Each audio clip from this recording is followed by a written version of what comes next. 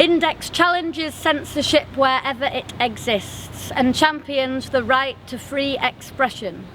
Tonight we celebrate its 250 issues, battering down oppression, uncovering silent stories. This summer I went swimming, this summer I might have drowned, but I held my breath and I kicked my legs and I moved my arms around, and I moved my arms around. Yes, Index is equal to resilience.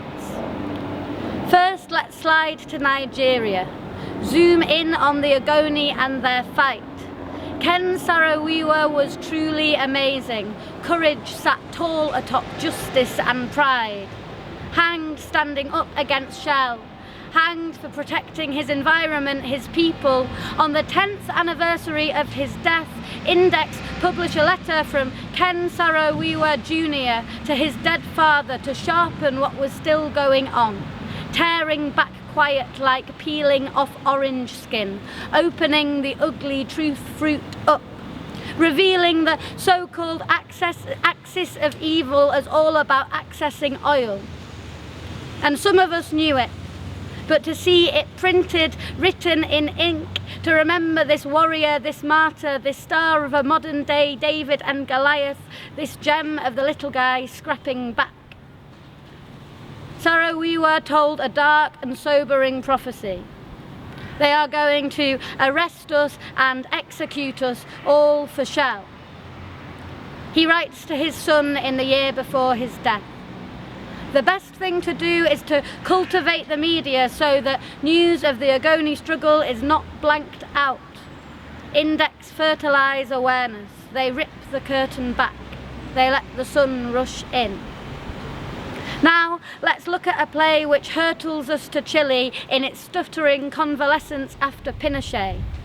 Index champions marginalised voices and drama quakes us more than statements do. I was 2 when this issue was published, but I wept for Paulina as I read it last week, sat propped up on pillows, nursing my tea, safe in the warm, in the present. I am lucky. Death and the Maiden revealed that regime's brutality. Invaded this woman, this couple is broken, they're harbouring ghosts like mutant fishing boats. The trauma takes over and is sculpting their futures. All forms of raw torture ricochet round their brains. Damn Pinochet, damn repressive states. Dorfman pours their pain into script.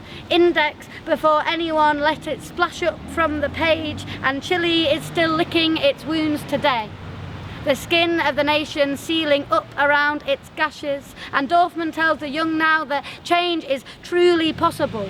Cling to your dreams, your dignity, your liberty. Speak out, follow Index. Change can happen, he has seen it. Salman Rushdie said, what one writer can make in the solitude of one room is something no power can easily destroy.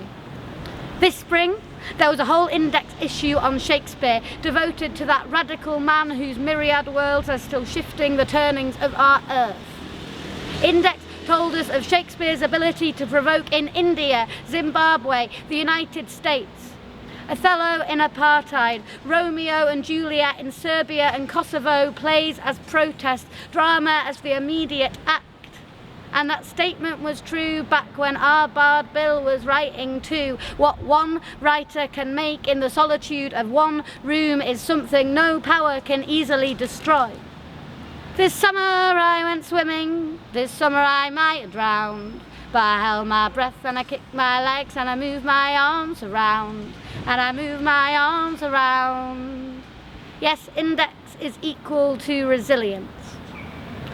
Migration looms large today, and we harness our compassion the best that we can, put it to work like a pack horse plodding amongst cooking dinner for the kids, Brexit, showering again, opening tinned soup.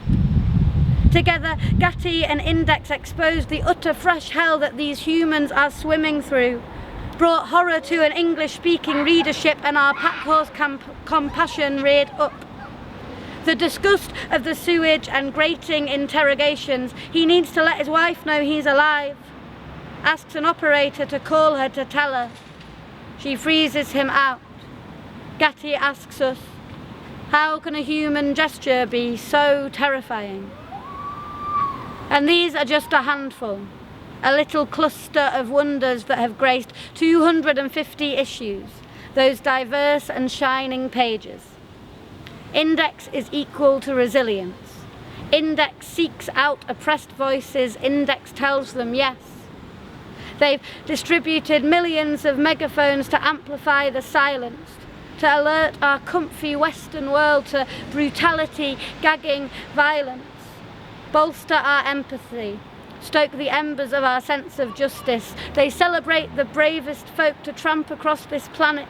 It takes guts and grits to consistently publish this stark and dangerous truth. So tonight I'd like you to join me in raising a glass to Index on censorship, that clear and knelling voice of free expression.